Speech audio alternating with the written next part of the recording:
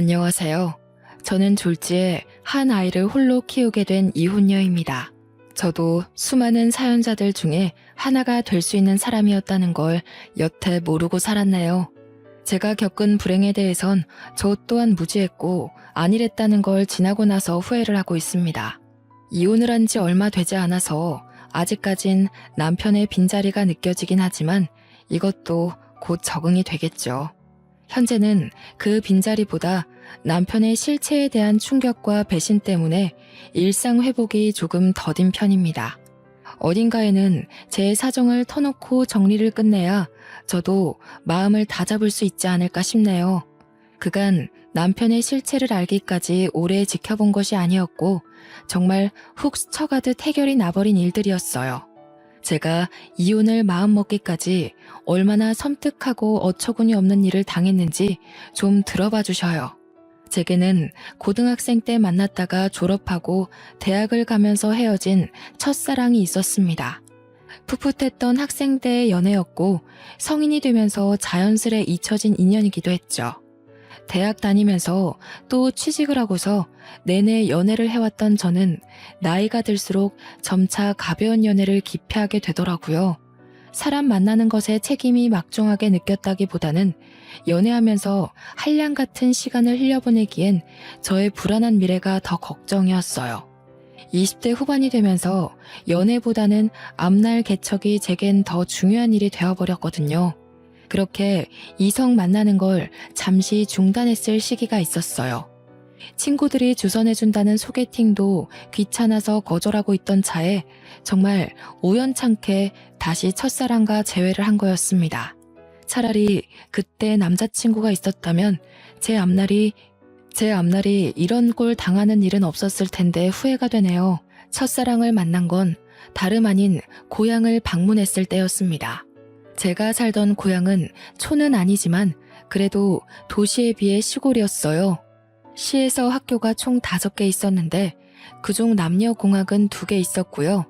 저도 학교 주위에서 살았지만 첫사랑의 집도 학교 주위에서 있었기 때문에 서로 고향을 방문한다면 사실상 언젠가는 마주칠 수밖에 없는 사정거리였어요. 아마 그때가 명절이었을 겁니다. 저는 첫사랑을 오랜만에 보자 신기하게도 그동안 잠자고 있던 이성에 대한 관심이 다시금 살아난 기분을 느꼈습니다. 싫어서 헤어진 게 아니기 때문에 저희는 과거의 인연을 반기며 어색하게 인사를 나눴던 걸로 기억해요. 서로 예전 연락처가 그대로라서 휴대폰에는 늘 저장이 되어 있었거든요. 그래서 인사랑 간단한 안부만 묻고 헤어진 그날 밤, 명절날 밤 첫사랑한테서 술 한잔 하자고 연락이 왔어요. 고등학교를 졸업하고 서로 대학 생활을 응원하며 헤어졌던 저희는 그렇게 인연을 다시 시작하게 되었죠. 예전 인연인 걸 떠나서 어떻게 보면 고등학교 동창인 셈이기도 하잖아요. 다시 만났다 보니까 나눌 이야기도 많고 함께 그릴 어린 시절 추억도 꽤 많더라고요. 그 때문에 더 급속도로 가까워진 저희는 결혼을 약속하게 되었고 첫사랑이 제 남편이 되는 아름다운 결혼 과정을 만들었네요. 당시 남편은 보험 설계사로 활동하고 있었는데요. 나이가 30대 초반밖에 안 되었는데 실적이 나쁘지 않아 수입이 높은 편이더라고요. 그래서 저희는 신혼을 시작할 때부터 살림이 괜찮았고 넉넉한 상황에서 바로 아이 계획까지 할 수 있었습니다. 남편이 보험 쪽에서 그래도 꽤나 지위 있는 자리였다 보니까 출퇴근이 굉장히 자유로웠거든요. 근데 그게 제가 임신하기에 아주 적절한 환경이 되었어요. 부부가 둘 다 몸이 건강하다 보니 아이는 신혼생활 8개월 만에 바로 생겼어요. 어느 정도 신혼살림이 안정되게 만들어 놓고 바로 아이를 가질 셈이었죠. 피임을 한 번 안 했을 뿐인데 바로 임신에 성공한 저희는 정말로 기뻐서 양가 어른한테 자랑을 했고 배부르기 전에 양가 어른을 따로 찾아가 식사 자리를 따로 가졌습니다. 나는 당시에 너희 둘이 그런 인연이 있었다는 것도 몰랐잖니. 역시 부모가 자식을 다 안다고 해도 실상은 모르는 게 천지가 많네. 같은 고향 사람이 우리 며느리로 들어와서 내가 얼마나 마음이 편한지 모른다. 고향 사람과 결혼하는 게 좋지. 네 시애미는 멀리서 시집을 와가지고 가족도 없고 아는 사람 하나도 없는 곳에서 얼마나 고생을 했다고. 그걸 보는 내내 나도 마음이 안 좋았어. 그래서 며느리는 똑같이 만들고 싶지 않았거든. 사돈댁이랑 우리 집이랑 한 다리 건너 있으니 얼마나 좋아. 시댁에서도 친정에서도 저와 남편은 환영을 받았습니다. 특히나 시댁이랑 친정이 저희가 지연 관계라고 했을 때 정말 좋아라 하시더라고요. 명절 때 집에 방문하면 고생 안 하고 왔다 갔다 할 수 있겠다면서 말이죠. 시모는 언제 한번 제게 따로 전화해서 남편을 잘 부탁한다고 자기 아들이 저에 비해 많이 부족하다고 했는데요. 시모가 그렇게 저를 위해주는 마음이 제게 더 안정감을 주었습니다. 신혼 첫 출발 때만 해도 결국 돌고 돌아 만난 인연과 참 잘 만나서 결혼을 했다고 생각을 했었어요. 당시에는 남편과 운명적으로 시작한 만남이 너무 신기해서 혹시라도 우리가 만나지 못했더라면 이런 행복도 못 누리고 지나쳤을 기회였겠지 싶은 생각도 들 만큼 좋았습니다. 남편도 매번 저더러 역시 가슴속에 남는 사랑은 첫사랑밖에 없다면서 저와 결혼한 걸 무척 행복해했어요. 남편과 저는 우리 아이 건강하게 낳아서 아이한테도 우리가 느끼는 행복을 꼭 전해주자고 다짐을 굉장히 많이 했습니다. 저는 차차 산모에 대한 몸가짐을 하기 위해 직장에다 육아휴직을 냈고 집에서도 이런저런 임신 정보나 육아 지식을 많이 공부하며 지냈어요.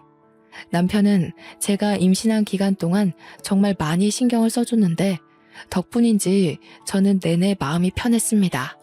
명색이 산모인데도 입덧 한 번 하지 않고서 다른 산모들에 비해 나름 편하게 보냈죠. 출산 과정에서도 남편이 저보다 더 긴장한 채 아이를 기다렸다고 들었습니다. 간호사가 나중에 말해줬는데 제가 출산하느라 고비를 넘기고 있을 때 남편이 울었다는 거 아니겠어요? 그 때문에 힘들었던 과정 싹 잊히고 웃음만 나왔네요. 임신과 출산 정보 때문에 인터넷 검색을 하다가 알게 된 건데 어떤 남편은 태어난 아이를 바로 보고 정이 떨어지기도 한다더라고요. 또 출산을 한 아내가 더 이상 여자로 안 보인대요. 솔직히 그런 고민글들을 보았을 때 지레 겁이 났습니다. 아이를 가진 건 너무 기쁜 일이지만 남편의 마음이 변할까봐 걱정도 많이 되었어요. 그런데 괜한 고민이었더라고요.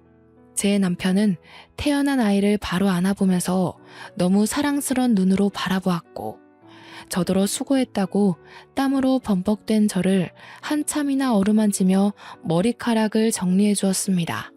또 하나 마음에 걸리는 게 있다면 남편이 그토록 원했던 딸이 아니라는 게 좀 걸렸어요. 남편은 결혼하기 전부터 딸을 갖고 싶다는 말을 종종 얘기하곤 했었는데요. 대부분 첫째라면 대부분 아들 낳고 싶어 한다는 말도 많이 들었거든요. 그런데 남편은 희한하게 딸을 좋아하더라고요. 요즘엔 딸이 최고라면서 자기 주변에 결혼한 친구가 있는데 친구 딸이 친구한테 애교 부리는 거 보고 그렇게 끔뻑 죽겠더랍니다.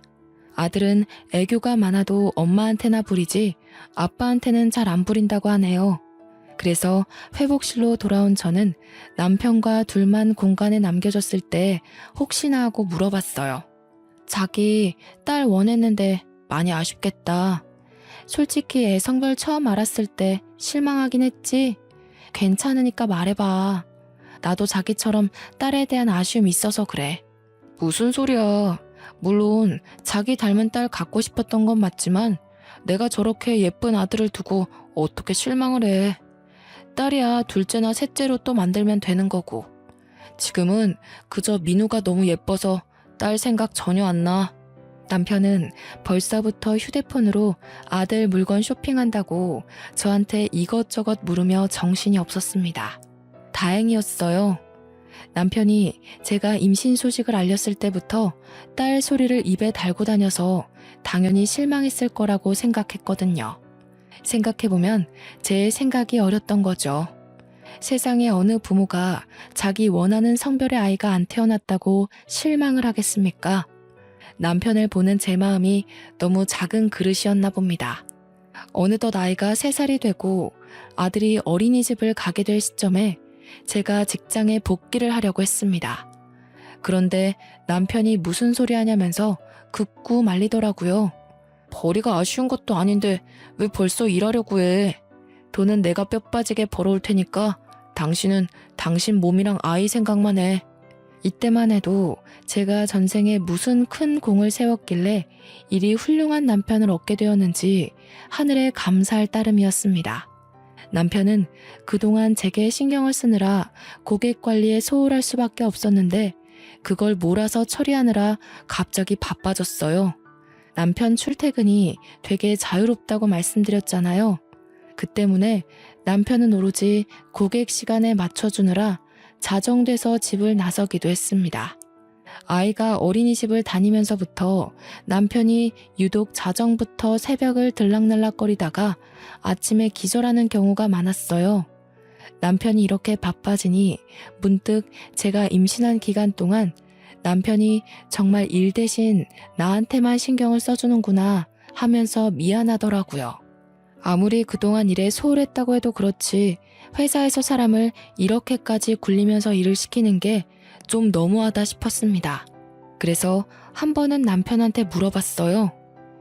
도대체 어떤 고객이길래 매번 사람을 새벽에 부르고 난리야?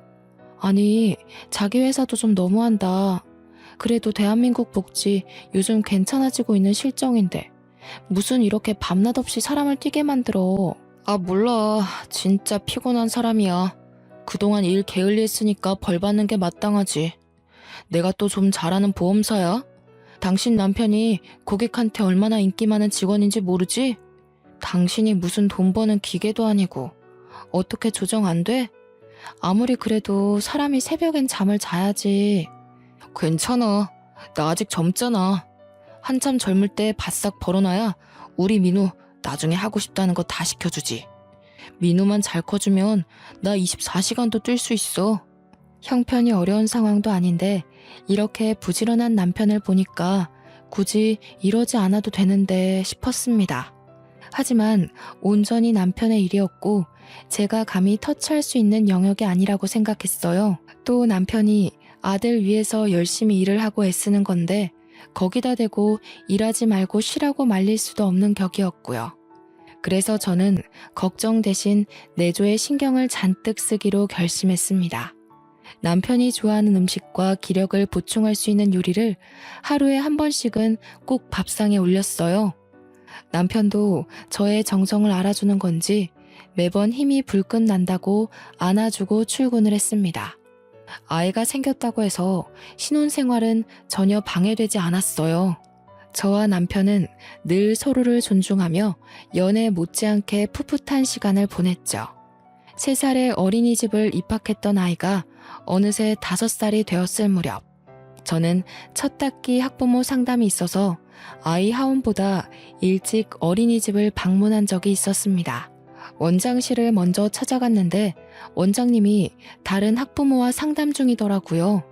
저를 보고 반갑게 인사를 해준 원장님은 잠깐만 기다려달라며 양해를 구하곤 자리를 안내해 주셨습니다. 원장님이 마련해준 다른 테이블에 앉아 차를 한 잔 마시며 우리 아들 새 담임 선생님을 기다리고 있었는데요. 원장실이 워낙 조용하다 보니까 자꾸 남이 하는 상담이 귀에 들어오는 겁니다. 듣자 하니 상담 중인 아이는 이번에 새로 입학하게 될 아이 같았어요. 아빠가 없는 듯 했고 이번에 3살 반으로 들어오려고 입학 상담 중이었습니다. 슬쩍 보니까 딸아이 하나가 엄마 옆에서 혼자 장난감 가지고 얌전히 놀고 있더라고요. 아들도 무척 사랑하지만 저도 딸에 대한 로망이 있기 때문에 자꾸 눈길이 갔는데요. 그러다 아이랑 눈이 마주쳤는데 아이가 동그란 눈으로 저를 한참이나 쳐다보더라고요. 양갈래하고서 분홍색 체육복을 입고 있는 딸아이가 너무 귀여워서 손인사를 해줬더니 아이가 쑥스러워하며 모른 척하다가 다시 저한테 관심 주기를 반복했습니다. 아들만 있다 보니까 딸이 어떤 느낌인지 참 궁금했는데 확실히 아들과는 또 다른 두근거림이 있더군요. 저는 테이블 위에 있는 토끼 볼펜으로 그 아이를 유혹했고 딸아이는 한참 제게 관심을 두고 있다가 곧 의자에서 내려와 제게 다가왔습니다. 정확히는 제가 들고 있는 볼펜에 관심이 있었던 거겠죠. 저는 가까이 다가온 그 아이를 안아서 무릎에 앉히며 토끼 볼펜을 쥐어줬어요. 아이고, 너무 이쁘게 생겼다. 엄마가 머리 묶는 솜씨가 좋구나. 어쩜 이렇게 복숭아같이 예쁠까? 우리 아가는 이름이 뭐예요? 제 말에 아이는 토끼 볼펜에만 신경을 두면서 민주라고 대답했습니다. 벌써부터 말도 곧잘하는 게 딱 봐도 똑 부러진 아이로 클 것 같더라고요. 민주라. 제 아들 이름이 민우이다 보니까 같은 민돌림이라는 생각에 더 정감이 갔어요. 민우라는 이름은 제 이름이 지민이고 남편 이름이 주우인데 저희 이름 끝자리만 따서 만든 이름이거든요. 만약 둘째, 셋째까지 낳게 된다면 남편이 제 이름을 따서 민자 돌림을 하자고도 했습니다. 그런데요, 민주를 계속 구경하고 쓰다듬다 보니까 문득 오묘한 기분이 들기 시작하더라고요. 민주라는 이름 때문에 막상 우리 아들 생각이 나서 아들 얼굴이 같이 떠올랐는데요. 좀 착각일지 모르겠으나 어딘가 모르게 이 딸아이와 우리 아들이 좀 닮은 것 같은 느낌이 드는 거 아니겠어요? 물론 세상에 비슷한 아이 많으니까 그러려니 하려 했습니다. 애들은 자라면서 얼굴이 달라지니까요. 하지만 그게 한번 신경 쓰이기 시작한 후로 저도 모르게 상세히 민주 이목구비를 뜯어보게 되었는데 쌍꺼풀 없는 눈매도 그렇고 콧볼 모양도 그렇고 한쪽만 보조개가 들어가는 것도 그렇고 왠지 먼 사촌이라고 해도 사람들이 수긍하겠다 싶은 거 있죠. 원장님과의 상담이 끝났는지 민주의 엄마가 아이를 찾다가 곧 제품에 있는 아이를 보고서 죄송하다고 사과를 하며 애를 데려갔습니다. 아니에요. 민주가 너무 귀여워서 제가 불렀는걸요. 애가 어쩜 이렇게 이쁜지 모르겠어요. 저도 딸 하나 낳고 싶었는데 민주 보니까 더 그러네요. 이번에 입학하시나 봐요? 네. 제가 둘째를 가졌는데 그럼 첫째를 제대로 봐주기 어려울 것 같아서요. 웬만하면 5살쯤에 어린이집 보내고 싶었는데 애 아빠가 출장이 잦아서 안 되겠더라고요. 아빠가 없는 줄 알았는데 그게 아니라 기러기 가장인 것 같았어요. 하마터면 실수를 할 뻔했지 뭡니까. 그렇게 민주 엄마와 간단히 안면을 트고서 저도 상담을 마친 뒤 우리 아들과 같이 하원을 했습니다. 아들한테 떡볶이 한 컵을 사주고 집에 들어갔는데 도착하자마자 신발장 앞에 있는 남편과 마주쳤어요. 남편이 집에 있는 줄도 몰랐습니다. 깜짝 놀라서 언제 왔냐고 어디 가냐고 하니까 업무용 태블릿을 깜빡해가지고 집을 지나가는 길에 잠시 들러서 챙겨간다고 왔다네요. 그러고는 바빠서 얼른 가봐야 된다고 하길래 조심해서 가라고 저도 급히 배웅을 했죠. 그 와중에도 아들 바보인 남편은 아들이 주는 떡볶이까지 한 입 먹고 나갔습니다. 남편 바쁜 거야 우리 아들이 어린이집을 다니기 시작할 때부터 그랬으니까 그러려니 생각하고 넘겼어요. 그러나 바로 그날 저녁 남편이 친구 아버지 상 때문에 집에 못 들어갈 것 같다고 빈소에서 바로 출근해야겠다면서 먼저 자라고 하더군요. 친했던 친구의 아버지 상인데 결혼한 친구도 아닌데다가 외동이라서 친구 혼자 빈소를 지켜야 된대요. 그래서 남편이랑 다른 친구들이 도와주기로 했다고 합니다. 그랬구나. 당신 오늘도 얼마 못 자고 출근했잖아. 무리되지 않게 시간 나면 눈 좀 붙여. 친구분들이랑 돌아가면서 도와줘도 되니깐. 잠도 못 자고 출근하다가 혹시 졸음운전으로 사고 날라. 알겠어. 민우랑 밥 먹고 내 걱정은 하지 말고 자. 혹시나 집에 들릴 수 있으면 들어갈게. 참, 민우가 동물원 가고 싶다고 하더라고. 이번 주말에 시간 빼놓을 테니까 당신도 알고 있어. 가정도 챙기고 자기 마누라도 아들도 잘 챙기는 남편이라 저 또한 남편의 안위가 늘 걱정인 사람입니다. 남편의 친구라는 사람은 저도 모르는 사람이 아니었기 때문에 더더욱 마음이 갔고 남편의 자처를 이해할 수 있었어요. 그래서 저도 그 전화를 끊고 내내 마음이 안 좋았죠.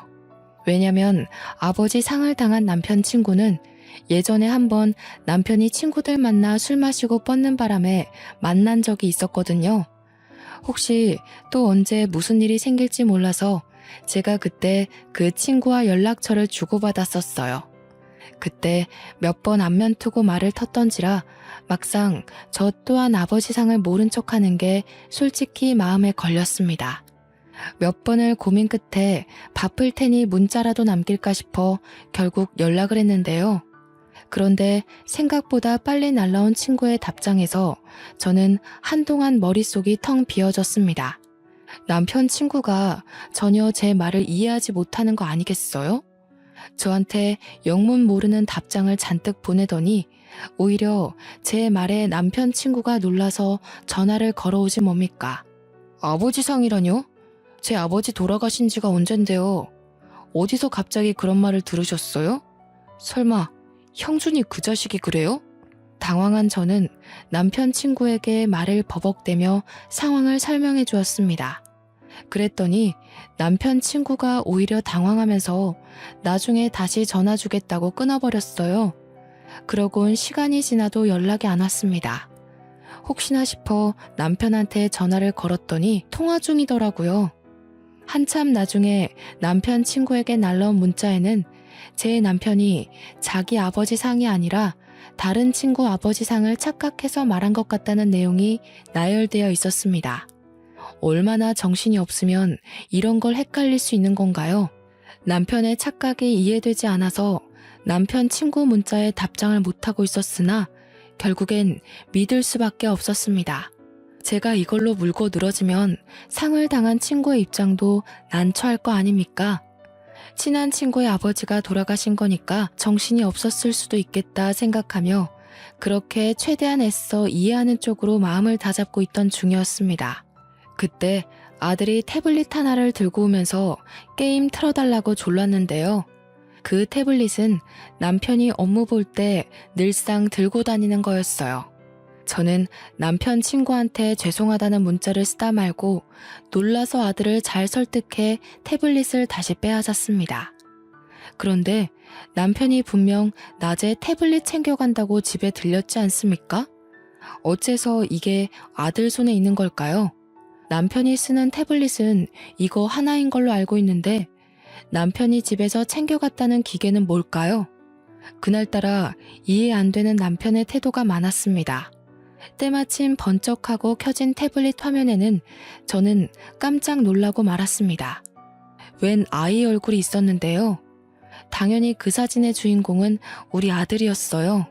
그런데 제가 놀랐던 건 잠금 화면이 아니라 내부 화면이라는 거죠. 손가락으로 살짝만 건드려도 잠금 화면이 넘어가는데 남편은 귀찮아서 기기에 잠금을 걸지 않거든요. 그렇게 쉽게 잠금 화면을 열고 다시 들어갔더니 우리 아들이 아닌 웬 어린 여자아이의 사진이 담겨 있는 겁니다. 그 여자애는 제가 어디서 유심히 봤던 아이의 얼굴이었어요. 바로 낮에 원장실에서 봤던 민주라는 딸아이였죠. 이 아이 사진이 왜 여기 있을까는 제게 긴 고민이 되지 않았습니다. 민주 사진을 보자마자 민주의 얼굴이 다시 떠올랐는데 왜 그렇게 정감이 가고 익숙한가 했더니 우리 아들이 아닌 제 남편과 이목구비가 똑 닮은 거 아니겠습니까? 그걸 깨닫는 순간 제 머릿속 회로는 남편의 모든 모습을 의심하기 시작했고 온몸의 털이 바짝 솟았습니다. 대체 이게 무슨 의미일까요? 왜 제 남편과 이 여자애가 닮았으며 왜 남편 태블릿에 이 딸아이의 사진이 저장되어 있는 거죠? 민주는 저도 낮에 어린이집에서 본 게 처음이었어요. 남편이 민주 사진을 갖고 있다는 건 저보다 더 먼저 민주를 알고 있어야만 가능한 일이지 않습니까? 그 사진만 바라보며 멍청하게 서 있던 저는 머릿속에 떠오르는 또 다른 사람, 민주 엄마를 생각하자 출장을 많이 간다는 민주 아빠의 존재가 설마 내 남편은 아닐까 하는 의심이 들기 시작했어요. 한번 꼬리를 문 의심은 걷잡을 수 없이 번져갔고 저의 온 머릿속을 지배하고 말았습니다. 저는 남편 곁에서 언뜻 봤던 고객 정보 데이터를 찾아 들어갔어요. 민주 엄마의 이름을 모르니까 수많은 정보를 뒤져도 찾기가 쉽지 않더라고요. 그러다 정말 기가 막히게 제게 하나의 목록이 눈에 들어왔는데 아기 실비보험으로 등록된 민주 이름이었습니다. 그걸 눌러보니 아이 개월수상 제가 알고 있는 그 민주가 맞는 듯 했어요. 저는 그걸 휴대폰으로 찍고 그곳에 적힌 주소를 당장 찾아갔습니다. 어처구니 없었던 건 주소가 참 익숙하더군요. 이 여자 동네가 우리 고향이지 뭡니까? 심지어 제가 학교 다닐 때 지나가면서 많이 봤던 그 아파트더라고요. 저는 친정에 먼저 들려서 아들을 맡기고 그곳을 찾아갔습니다. 경비가 없는 아파트였기 때문에 여자 집 대문 앞까지 들어온 건 어려운 일이 아니었어요. 하지만 막상 초인종을 누르는 게 겁이 났습니다.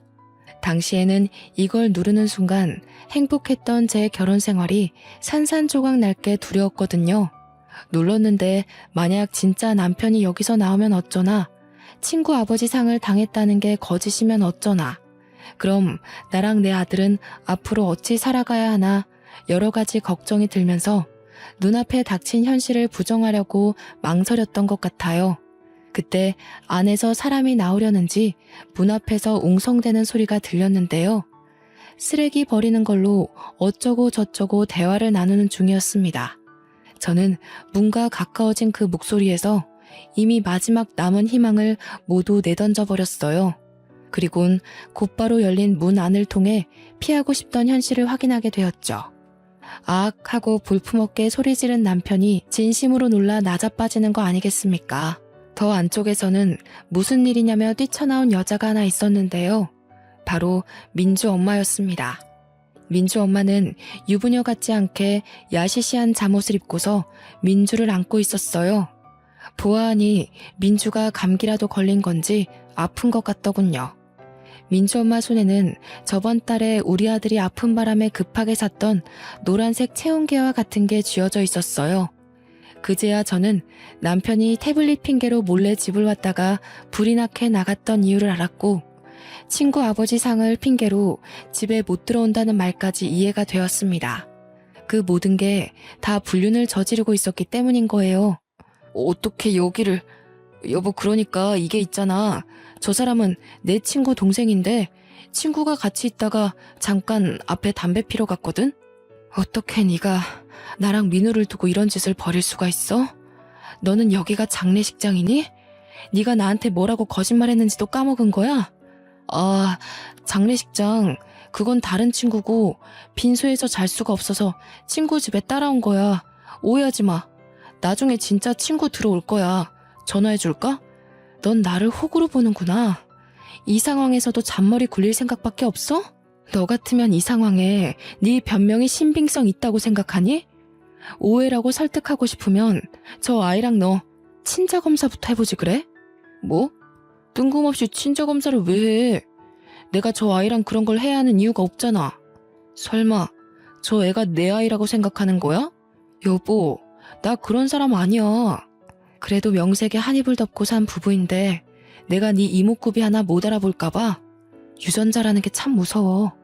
저렇게 버젓이 증거를 드러내주니까 말이야. 남편을 밀치고 집 안으로 들어간 저는 그때부터 브레이크 없는 자동차처럼 발짓만 했습니다. 신발까지 신고 들어간 저는 민주의 물건을 찾기 위해 집안 물건을 뒤지며 돌아다녔어요. 그러자 민주를 내려놓은 민주 엄마가 다짜고짜 저를 쫓아와서 제 팔을 붙잡으며 막아섰습니다. 뭐 하시는 거예요? 신발을 신고 들어오면 어떡해요? 기본적인 예의도 없어요? 그쪽 남편이 오해라고 얘기했잖아요. 경찰에 신고하기 전에 당장 나가요. 예의? 그쪽은 예의가 있어서 가정 있는 남자 꼬드겨 애를 낳았습니까? 뻔뻔하게 감히 유부남 끌어들여서 살림을 차려요. 보아하니 직장도 없는 것 같은데 생활비도 다 제 남편이 대줬나 보죠? 가진 것 없는 년이 배짱만 두둑하네요. 뭐라고? 그래, 그렇다면 어쩔 건데요? 유부남들이 바람나는 이유가 뭐겠어요? 현부인한테 질리고 매력을 못 느끼니까 눈 돌리는 거 아니겠어요? 남의 집 쳐들어와서 깽판 치기 전에 스스로가 얼마나 못난 사람이었는지 반성이나 하세요. 내가 쳐들어와서 불안한가 봐요? 상상 이상으로 발악하시네. 왜요?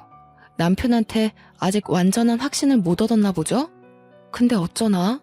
그 확신 얻기 힘들 거예요. 본부인도 나 몰라라 하고 바람피는 남자가 두 번째 여자라고 얼마나 애틋하겠어요? 뻔뻔하게 불륜을 대단한 권위인 것처럼 떠벌리는 상간녀를 보니 어처구니가 없었습니다. 우선은 제 귀로 불륜이라는 걸 확실히 들었으니 민주와 제 남편의 친자 확인만 하면 되었기에 저는 상간녀를 무시하고 욕실로 향했어요. 민주 칫솔로 보이는 작은 걸 가지고 바로 나왔죠. 그러자 상간녀가 제 손에 있는 걸 빼앗으려고 저를 붙잡더라고요. 저는 그대로 상간녀의 뺨을 후려치며 넘어뜨렸습니다. 애 생각해서 이 정도만 손 쓰는 줄 아세요. 불륜녀라니 애한테 부끄럽지도 않아요? 당신들이 잘못한 일을 왜 아무것도 모르는 저 어린아이가 감당하게 해요? 어른으로서 쪽팔린 줄 알아야지. 그래봤자 형준 씨는 우리 민주를 더 좋아해요. 형준 씨가 우리 민주를 얼마나 끼고 도는지 모르죠? 당신 집에 아들밖에 없으니까 귀가할 맛이 안 난다고 그럽디다. 아, 그래요? 딸 이름이 민주라고 했죠? 근데 그거 아시나 모르겠네. 제 아들 이름이 민우인데 제 이름 지민이랑 남편 이름 주우를 따서 지은 이름이거든요. 혹시 남편이 먼저 나서서 민주라고 짓자 하지 않던가요? 보니까 그것도 내 이름이랑 남편 이름을 따서 만든 이름 같은데요. 사실 이건 확실한 정보가 아니었고 단지 제가 어림잡은 추측이었지만 놀랍게도 제 말이 진짜인가 보더라고요. 다른 건 모르겠고 남편이 민주라는 이름을 고집했다는 것만큼은 사실 같았습니다. 상간녀가 눈에 핏줄이 설 정도로 울음을 참으면서 남편을 째려보는데 그 모습만 봐도 제 추측이 맞다는 걸 알겠더군요. 그러나 잔머리 좋은 남편은 상간녀 눈빛 다 무시하고 구석에서 몰래 머리를 굴리고 있었습니다. 상간녀와 자신의 딸 안위보다 저한테 소송당해서 명예에 실추될 걸 걱정하고 있었나 보더라고요. 제가 상간녀와 말씨름을 끝내고 대문으로 향하자 대문 곁에 서 있던 남편이 저를 붙잡았습니다. 여보, 내가 설명할게. 제발 이러지 마. 우선 앉아서 얘기해 볼래? 아니다, 집에 가자. 내가 집에 가서 제대로 말해줄게. 당신이 생각하는 그런 사이 정말 아니거든? 응? 현장이 다 발각된 상황에서 어처구니 없게도 남편이 상간녀를 외면하는 작전을 펼치는 거 아니겠습니까? 저는 그대로 남편 머리채를 잡아당겼고 머리카락을 몇 개를 잔뜩 뜯어냈습니다. 여기서 저 아이가 네 자식이라고 판정나는 순간 너는 인생 쪽날 각오해. 내가 무슨 수를 써서라도 네가 지금 누리고 있는 모든 걸 망가뜨려 놓을 거니까. 그대로 집을 나가려는데 남편이 계속 저를 붙잡으면서 이젠 무릎을 꿇고 사정하기 시작하더라고요. 그걸 상간녀가 나서서 남편을 제지했습니다. 그만해요, 형준 씨. 그냥 저 여자랑 이혼해버려요. 형준 씨 딸 갖고 싶었다면서요. 그 말은 저 옆편네 아들보다 우리 이쁜 민주가 더 소중하다는 거 아니에요? 그런데 민주 이름이 정말 저 여자 이름 따서 지은 거예요? 아니죠. 그것부터 말해봐요. 입 안 닥쳐요? 지금 그런 걸 따질 때예요. 상황 파악 좀 해요. 그쪽 때문에 내 인생 망하게 생겼잖아요. 나한테는 우리 민호만 있으면 된다고요. 둘은 보험사와 고객으로 맺어진 인연이라 그런지 여전히 존댓말을 쓰고 있었습니다.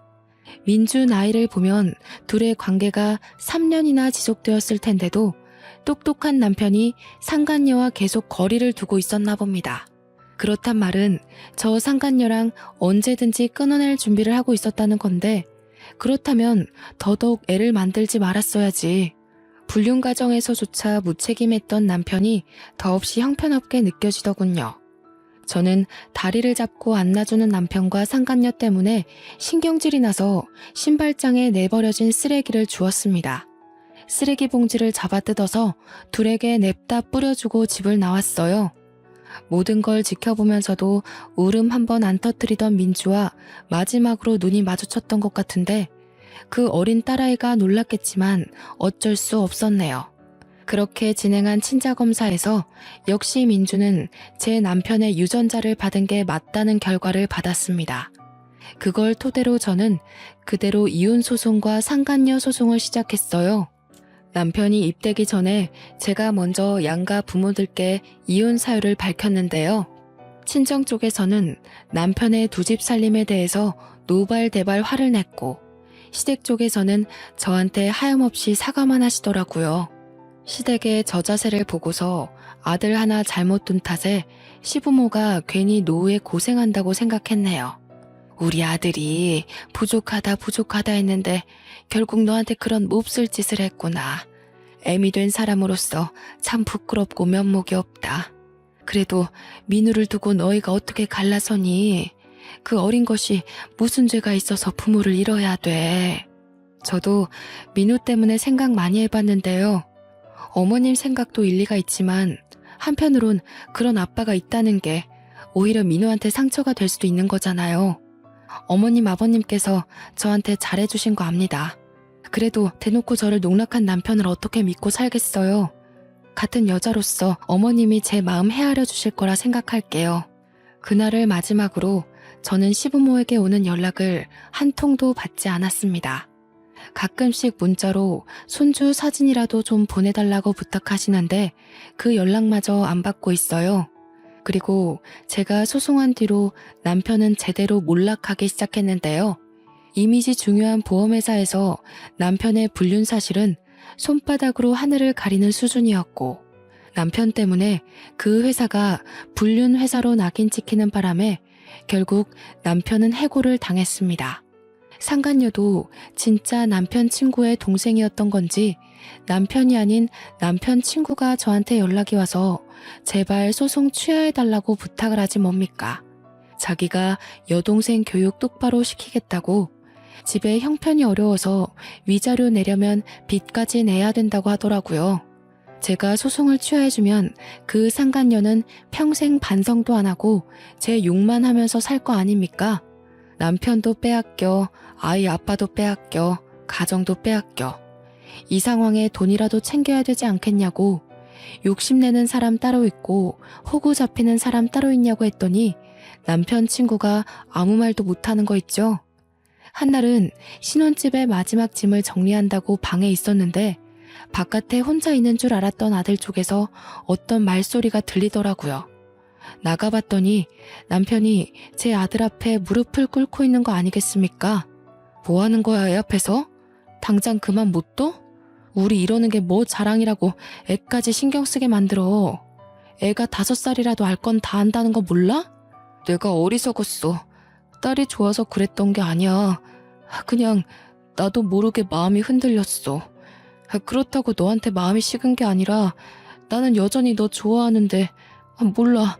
왜 그랬는지 모르겠어. 왜 그랬는지 모르겠는 그 마음이 당신 본성이라는 거야. 당신은 지금 아니더라도 언제든지 눈 돌렸을 사람이고 나도 민우도 그런 남편, 그런 아빠는 필요 없어. 마지막 짐을 담은 캐리어를 끌고서 아들을 데리고 그냥 집을 나와버렸습니다. 짐을 다 챙긴 건 아니었어요. 그렇다고 대단한 물건을 두고 온 것도 아니라서 미련 없이 나와버렸네요. 아들한테는 저와 남편이 이렇게 갈라서고 부딪히는 모습 최대한 안 보여주려고 했는데 혹시나 아들에게 큰 트라우마로 남는 건 아닐지 걱정이 되더라고요. 앞으로 이혼 가정의 아이는 어떻게 키워야 잘 키울 수 있을지 많이 공부해야 될 것 같습니다. 그렇게 저는 잔뜩 받은 위자료와 재산을 챙겨 아들 데리고 친정으로 갔어요. 참, 제가 유치원에 가서 우리 아들 퇴소 처리를 할 때 상간녀에 대해서도 원장님께 알려드렸거든요. 원장님이 깜짝 놀라시면서 마침 제가 오면 물어볼 게 있었다고 했는데요. 그렇잖아도 민주 어머님께서 아버님 전화번호라고 적어둔 연락처가 있었는데 희한하게 익숙한 번호더라고요. 그래서 찾아봤더니 민우 아버님 번호랑 똑같이 뭐예요. 저는 혹시 민우 아버님께서 번호를 바꾸시고 그 번호를 민주 아버님이 쓰시는 건가, 그런 생각까지 하면서 안 좋은 사실을 부정하려고 했거든요. 그랬군요. 정말 창피해서 고개를 들 수가 없네요. 원래 이런 사실은 소문 안 났으면 좋겠어요. 제가 민주 엄마 얘기를 해드린 건 혹시 민주 엄마로 인해서 다른 피해자가 생길까봐 그래요. 이미 민주 엄마가 입학 신청을 해버렸는데 제가 괜히 원장님 곤란하게 만들었죠? 곤란하긴요. 전혀 아닙니다. 용기 내서 말씀해 주신 거 감사해요. 괜히 묻어뒀다가 다른 학부모님들이 아시게 되면 그때 상황은 더 커지는 거잖아요. 원장인 입장에서 그렇게 둘 수는 없지요. 저는 마지막으로 담임 선생님과 인사를 한 뒤 유치원을 나왔습니다. 아이 유치원 졸업 때까지는 고향집에서 지내게 될 것 같은데 시댁이 그쪽에 있다 보니까 언젠가는 남편을 만나게 될 게 좀 불안하더군요. 그렇다고 수십 년을 이곳에서 지낸 친정 부모더러 이사를 가자고 할 수도 없지 않습니까? 더군다나 부모님이 이 고향 지역에 굉장한 애착이 있으시거든요. 번잡한 시내가 싫어서 한적한 끄트머리 동네에 살고 있다는 걸 알기 때문에 고민이었죠. 그렇다는 고민을 언제 한번 친정 부모님께 말한 적이 있었는데 저는 그것에 대해 이사를 고집하고자 말씀드린 게 아니거든요. 그런데 친정 부모님께서 어느 날 아파트 한 채를 보고 오더니 팜플렛을 보여주는 겁니다. 저기 앞에 도성국에 넘어가는 언덕이 있지? 왜? 너 결혼 인사 왔을 때 공사 시작했었잖아. 거기 아파트 이번에 다 만들어졌는데 구조가 너무 예쁘게 생겼더라고. 그러니까 민우 걱정 때문에 종일 그렇게 앓지 말고 이사 가자. 너 민우 애비 때문에 내내 밥도 제대로 못 먹고 있잖아. 민우를 어떻게 할까 싶어가지고. 역시 엄마라는 존재는 전지전능한 게 분명하다고 느꼈습니다. 제가 힘들까봐 우리 아들을 신경 써서 봐주는 아빠한테도 고마웠지만 딸의 마음을 들여다봐주고 알아채준 엄마에게 무엇보다 든든한 기운을 받았어요. 제가 제 아들의 변화를 하나하나 유심히 관찰하는 저처럼 엄마도 자식인 저의 마음을 상세히도 지켜봤나 봅니다. 이사라고 해봤자 같은 동네였지만 저는 전 남편 집과 거리가 멀어지는 것만으로도 충분했어요. 원래 집에서 40분 걸리는 거리를 일부러 버스를 타고 이곳으로 오지 않는 이상 마주치긴 어려워진 셈이거든요. 그렇게 저는 본격적인 이사 준비에 들어갔고 거하게 받은 위자료와 본래 집 팔아 챙긴 돈 덕분에 새 집으로 옮기는 건 문제되지 않았습니다. 당분간은 제가 취직을 하고 자리를 잡기까지 고향집에서 지낼 생각이에요. 그때쯤이면 아이도 학교를 가게 되겠죠? 남편은 이사 가기 전에 저희 집을 찾아갔었는지 또 문자가 왔더라고요. 아직까지도 제발 자기 한 번만 용서해달라고 비는 중입니다. 사람이란 자고로 실수를 할 수밖에 없다고 하나 분류는 예외여야 되는 게 아닌가 싶어요. 손버릇, 술버릇, 바람버릇 이거 세 가지는 실수라는 말이 통할 수 없는 것들이라고 봅니다. 당연히 용서해줘도 안 되는 버릇들이고요. 저는 용기 있게 남편과의 연을 끊어가려 노력 중이지만 가끔씩 제가 과연 잘하고 있는 건가 흔들릴 때가 있습니다. 그래도 엄마라는 사람이 굳건해야 제 아들도 아빠 없다는 불안감 없이 씩씩하게 자라주겠죠. 그 유일한 생각이 저를 심지궂도록 힘을 주는 이유입니다. 정말 사연을 쓰면서도 당시의 잔상 때문에 몇 번이고 소름이 돋았습니다. 도대체 세상에는 얼마나 많고 다양한 불륜이 존재하는 걸까요? 제가 결혼하기 전 불륜 사연을 정말 많이 봤거든요. 남편이란 작자가 바람을 필 때 어떤 표정과 태도를 취하는지도 지나가는 식으로 봤었는데 역시 직접 당하는 순간 모든 게 백지 상태가 되어버리네요.